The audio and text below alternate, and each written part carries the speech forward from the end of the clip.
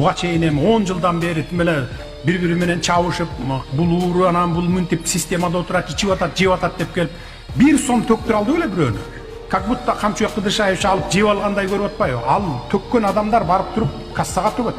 Кассадан бюджетке кетип атат. Мына министр финансып отурат, каржы министри. Бүт бары ким кызыкса баргыла. Биз азыр мурункудай жаап жашынып отурбайбыз.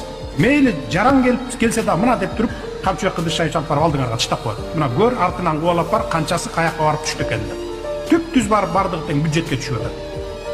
Анан ошо президентибиздин коррупциядан күрөшүү саясий эркини биз ошо ишке ашырдык деп ойлойм.